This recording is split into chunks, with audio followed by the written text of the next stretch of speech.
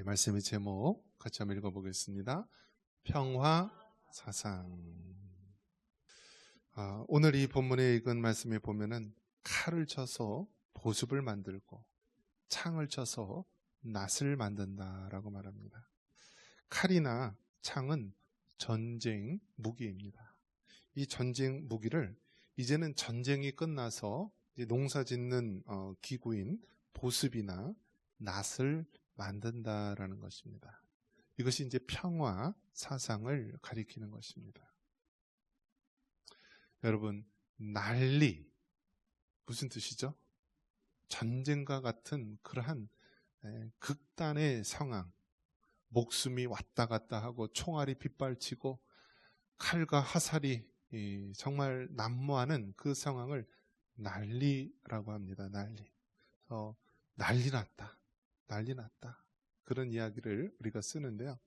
우리나라의 이 민족이 얼마나 난리가 많이 났냐면요. 어떤 역사자가 연구를 해봤는데 우리나라 이 5,000년의 역사 가운데서요. 난리가 자그마치 1,000번 가까이 일어났다라고 합니다. 몇 번이요?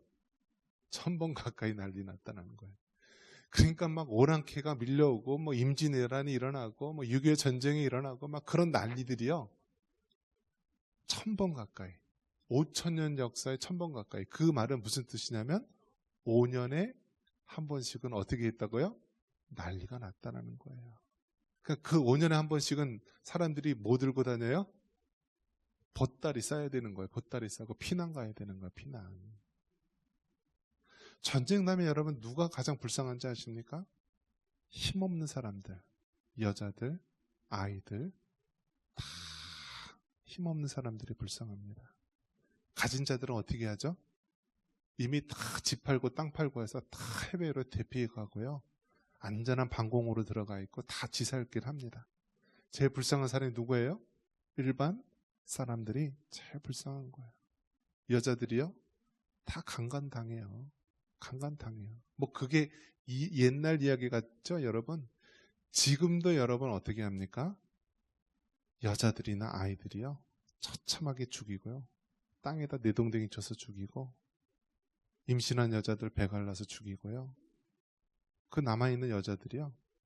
군인들이 다 못된 사람들이요. 강간합니다.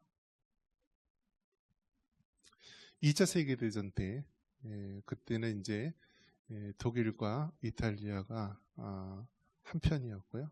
그 다음에 나중에 영국과 프랑스 그런 나라들이 이제 연합군들이 또 한 나라였습니다.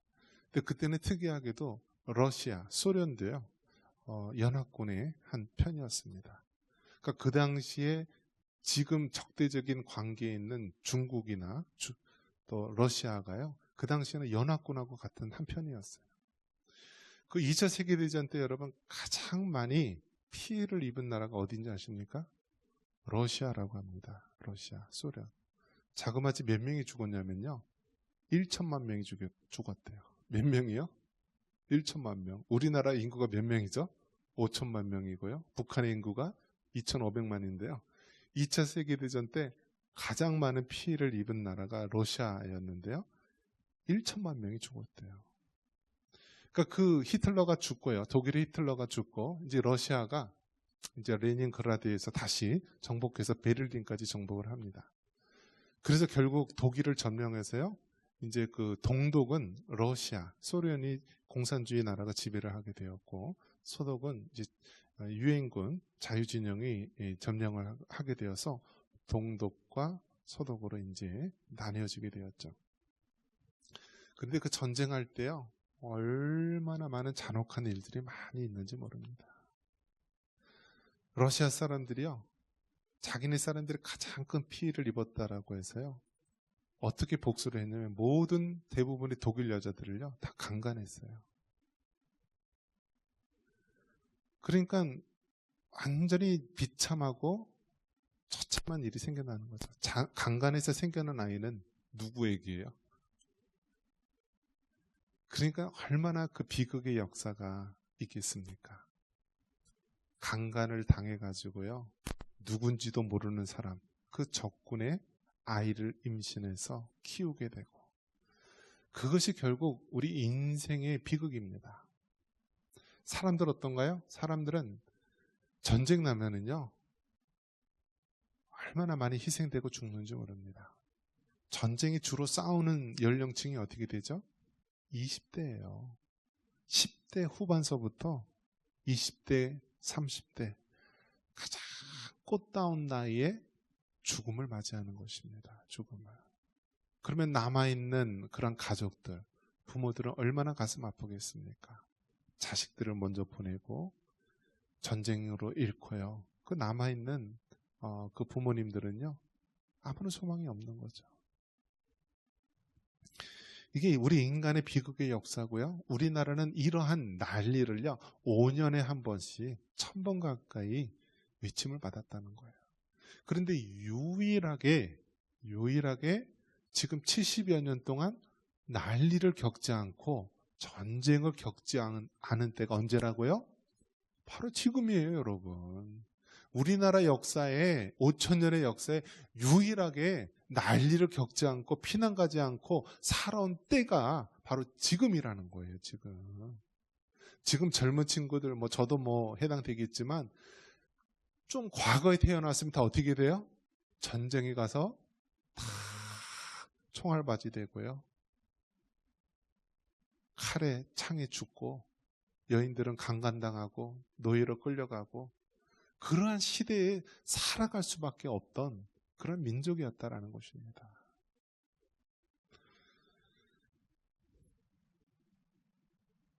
인간의 모습을 보면은요, 그 죄성이 낱낱이 드러나게 됩니다. 여러분, 사람이 선합니까? 사람이 선해요? 지금 우리나라가 전 세계에서 아주 특별한 나라로 되었는데, 왜 그러냐면 피고인이 대통령이 된 나라라고 선전됩니다. 무슨 뜻이에요, 여러분? 피고인이 대통령이 된 나라. 재판을 받고 있는데 그 사람이 대통령이 됐어요. 이것은 무엇을 얘기하죠? 그 사람 국민성을 얘기하는 거예요. 그 나라 국민성은 죄를 짓건 지금 재판 중이건 사기를 치건 거짓말을 하든 상관이 없다라는 거예요. 그런 나라에 지금 우리가 살고 있어요. 그래서 지금 해외에서, 외국에서는 저 코리아라는 나라가 어떤 나라지? 이상한 나라네. 피고인이 대통령 되는 나라네. 저 특이한 나라네. 지금 그렇게 이상한 나라로 보고 있어요. 우리나라에게 복음을 전해줘서 북한처럼 될 수밖에 없는 우리나라가 자유주의 이런 시장경제 속에서 부강한 나라가 되게 만든 그 미국도요, 우리나라를 이상하게 보고 있는 거예요. 저 나라는 도대체 뭐지? 정상인가? 국민들이 다 집단적으로 도덕과 윤리가 다 땅에 떨어졌나? 제가 대학교 다니고 그럴 때만 해도요, 그러니까 쉽게 말해서 사회적으로요, 빨간 줄이라고 하죠. 감옥에 가거나 어떤 이 형법이나 이런 데 죄를 범해서요, 그런 그 조그만 전과라도 있으면은요, 취업이 안 됐어요. 삼성이나 LG나 이런 데 취업을 못 했어요. 다 신용증명서 이렇게 띄워서 이렇게 가는데요, 그런데 빨간 줄이 조그만 애도 있고 죄를 범하면은요, 취업도 안 됐어요.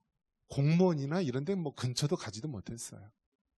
그런데 지금 세상이 거꾸로 돌아가서요, 대통령이 12가지 혐의 5가지 재판을 받고 피고인이 대통령이 되는 시대가 된 거예요. 얼마나 기막힌 상황입니까, 여러분? 얼마나 기막힌 상황이에요. 그러한 가운데 우리가 살고 있는 것입니다. 총칼이 난무하는 그러한 전쟁터. 이제는 윤리적으로 모든 것이 황폐하고 망가진 이 시대.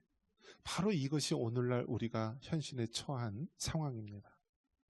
무슨 희망이 있습니까? 무슨 희망이 있어요?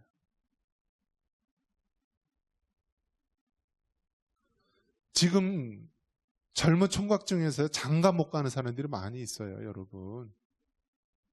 40대, 50대가 돼도요, 장가가지 못하는 많은 사람들이 있어요. 그런데 더 심각한 거는요, 지금 20대, 30대들 더더욱 마찬가지예요. 여러분, 우리나라는 가만히 있으면 어떻게 되는 나라예요? 망해요. 망해요. 우리나라 이대로 가면 망하는 거예요. 군인들 지금 50만 명인데요. 이제 한 세대에 태어나는 그 숫자가요. 저희 때 1969년, 70년대 한 해에 100만 명이 태어났는데요. 지금 한 23만 명? 근데 이것도 자꾸 줄어드는 거예요. 그러니까 가만히 있으면 군대도 이제 다 무너지고요. 대기업에서 일할 사람도 없어지고, 뭐 농촌에서 농사 짓는 사람 없어지는 건 말할 것도 없어요. 우리나라는 가만히 놔두면 어떻게 돼요? 망하는 나라예요. 지금 이게 외국에서 우리나라를 바라볼 때는 집단 자살을 향하여 나가는 나라라고 보고 있어요. 그런데 우린 지금 형편은 어떤가요? 마치 이 끓는 가마솥에 있는 개구리처럼요. 개구리가 막 물이 점점 데펴오니까 어떻게 해요? 그 옆에 두부를 놔두면은요, 두부에 쏙 들어가 있는데요. 그럼 아유, 여기는 좀 뜨겁지 않고 괜찮구나. 근데 좀 있으면 어떻게 돼요? 그냥 다 삶아서 다 죽는 거예요. 죽는 거예요. 지금 우리가 이처럼 솥에 들어가 있는 개구리처럼요, 물이 지금 부글부글 끓어오르는데 태평하게 있는 겁니다. 태평하게 있는 거예요. 여러분은 이제 다 살았다, 뭐 인생 이제 아무 걱정 없다. 여러분 자녀가, 여러분 손주들이요, 그런 세상, 지옥 같은 세상에 살아가는 거예요. 우리에게 소망이 무엇이 있습니까? 우리의 희망이 무엇이 있습니까?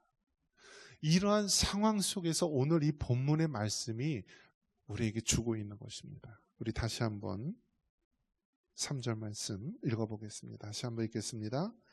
그가 많은 민족들 사이의 일을 심판하시며 먼 곳 강한 이방 사람을 판결하시리니 무리가 그 칼을 쳐서 보습을 만들고 창을 쳐서 낫을 만들 것이며 이 나라와 저 나라가 다시는 칼을 들고 서로 치지 아니하며 다시는 전쟁을 연습하지 아니하고.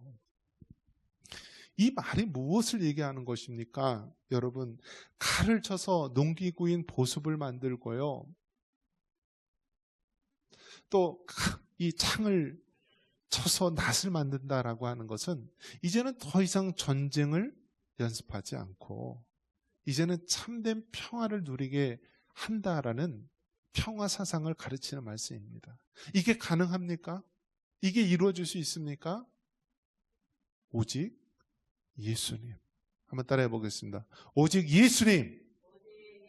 오직 예수님. 오직 예수님밖에 없는 거예요, 여러분. 사람이 이룰 수가 없고요, 사람이 평화를 줄 수가 없고 사람이 행복을 줄 수가 없어요. 오직 예수님만이 이 땅의 전쟁을 그치게 하고 오직 예수님만이 우리에게 참된 평화를 안겨줄 수 있는 것입니다. 다 지금 세상이 미쳐 돌아가고 있는 거예요. 다 세상이 미쳐 돌아가요. 젊은이들이요, 일자리가 없어서 일을 안 하는 것이 아니라 힘든 일이 싫어서 일을 안 하는 거예요. 근데 그 힘든 일에 누가 오죠? 외국인 노동자들이 와요. 근데 이 외국인 노동자들이 어디서 오나요? 정상적인 나라에서 오나요? 다 대부분 이슬람 국가에서 오는 사람들이에요. 심지어는 그 중에는요, 과격한 테러 분자와 같은 그러한 일을 했던 사람들이 의도적으로 이 땅에 들어와요. 지금 이 연천 저 초성리 가보세요. 저 시골 마을 가보세요. 다 지금 어떻게 돼요? 히잡 쓰고 이슬람 그 이맘들이요, 종교 지도자들 이맘들이 금요일서부터 설치고 다녀요. 이제 이 마을도 어떻게 돼요? 이제 밤 6시 지나면요, 이제는 다니기도 힘든 그런 나라로 변해버릴 수 있어요.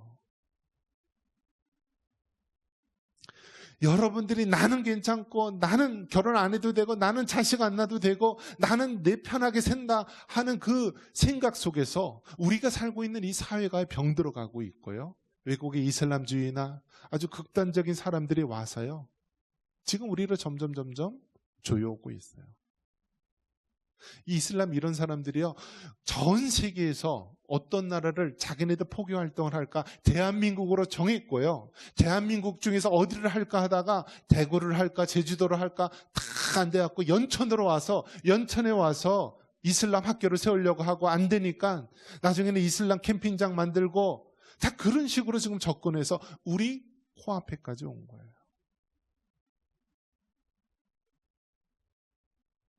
이러한 가운데서 우리가 정말 말씀과 기도로 깨어있지 않고 영적인 잠에 들어서 허우적거리고 있으면은요, 다 이제 우리는 잡혀먹는 겁니다. 이슬람에 잡혀먹고요, 공산주의자에 잡혀먹고요, 그 중국 공산당에 잡혀먹고 북한 김정은에게 잡혀먹고요, 이 나라는 우리나라 본래의 모습처럼요, 저 북조선과 같이 가장 가난한 나라로 전락할 것입니다. 이것이 우리의 현실의 모습입니다. 어떻게 강합니까? 어떻게 이루어질 수 있어요? 우리가 다시 한번 눈물로 하나님 앞에 기도하고 깨어 있어야 되는 거예요. 영적인 잠에서 깨어나야 되는 거예요. 일주일에 한 번 예배 드리는 것조차도 힘들어서 허덕이는데, 그 이슬람 사람들은요, 하루에 5번씩이요, 시간이 되면은 돗자리 깔고 자기네들 성지가 있는 사우디아라비아 메카를 향해서 그렇게 하루에 5번씩 기도하는 사람들이에요. 우리 교회 앞에도요, 히잡 뒤집어 쓰고요, 자녀들 와 있어요. 그 사람들 목표가 무엇일까요? 자녀들 많이 낳아서요, 다 점령하는 거예요. 이제 학교 음식점 가도요, 그 이슬람 사람들이 먹는 할랄 음식으로 먹어야 돼요. 왜요? 걔네들 인구가 숫자가 많아지니까요. 정치인들은 어떻습니까? 국회의원들은 어떻습니까? 그 사람들은 자신만 편안하고 안녕을 누린다면 괜찮다는 신고를 해서요, 온갖 악법을 만들어내고 있지 않습니까, 여러분? 얼마나 악한 자들입니까? 얼마나 악한 자들이에요. 우리가 경찰서 한 번만 들어가도요, 취업하기 힘든 것이 우리나라의 현실인데, 우리나라 최고 지도자라고 하는 사람이 12가지 혐의로 5가지 재판을 받고 있는데, 이것을 피하기 위해서 국회의원들 시켜놔서 법을 만들고 있어요. 대통령인 사람은 어떠한 형사재판도 안 받는다. 그거 지금 만들고 있는 거예요, 여러분. 지금 우리나라에서 미군이 빠져나가면 누가 제일 좋아해요? 저 북한하고 중국이 좋아하겠죠. 저 북한에서 우리나라 무서워하는 줄 아세요? 천만에요. 저 북한은 핵무기를 갖고 있어요. 총을 들고 있는 사람한테 칼은 아무 소용이 없는 거예요. 그런데 지금 우리나라 주한미군이 빠져나간다? 당장 우리나라 해외 주식이나 이런 시장들이 폭락합니다. 아파트도요, 수십억 하는 거 그냥 수백만으로 추락합니다. 다 망합니다. 여러분, 하나님께서 지금 우리에게 마지막 기회를 주고 있습니다. 정말 우리가 깨어 기도하지 않으면요, 이 나라 그냥 순리대로 망합니다. 저 북한의 조선처럼 됩니다. 전 세계에서 가장 가난하고 가장 기독교를 바꿔야 하는 나라가 됩니다. 우리가 코로나 때 겪지 않았습니까? 6.25 전쟁 때도 예배가 멈추지 않았는데요, 코로나 기간 때 예배가 멈춰서요, 한 망교회가 문을 닫았다라고 합니다. 망교회가. 개척교회고 모든 힘든 교회들이요, 코로나 기간 때 다 무너지고 다 사라졌습니다. 여러분, 영적인 잠에서 깨어나세요. 영적인 잠에서 깨어나세요. 영적인 잠에서 깨어나세요. 영적인 잠에서 깨어나세요. 영적인 잠에서 깨어나세요. 그리고 하나님 앞에 기도하십시오. 우리 하나님만이 참된 평화를 주고, 칼을 쳐서 낫을 만들고 창을 쳐서 보습을 만들 수 있는 그런 참된 평화를 안겨줄 수 있는 건 오직 예수님밖에 없습니다. 이 나라가 지금 그 기로에 서 있고요, 이 기로에 우리가 잘못 반응을 하게 되면 우리나라는 다시 돌이킬 수 없는 나락으로 빠지게 될 것입니다. 지금 세상에서 할 수가 없어요. 학교에서도 할 수 없고요. 국회에서도 할 수 없고요. 이 땅에 세운 교회만이, 이 땅에 있는 우리 믿음의 성도들만이 다시 한번 이 위기를 타개할 수 있을 것입니다. 그 앞에 우리 청산교회 성도님들, 기도하는 어머니들, 기도하는 하나님의 백성들이 이 위기를 돌파할 수 있는 큰 힘이 될 줄 믿습니다. 이러한 은혜가 있기를 주님의 이름으로 축원합니다.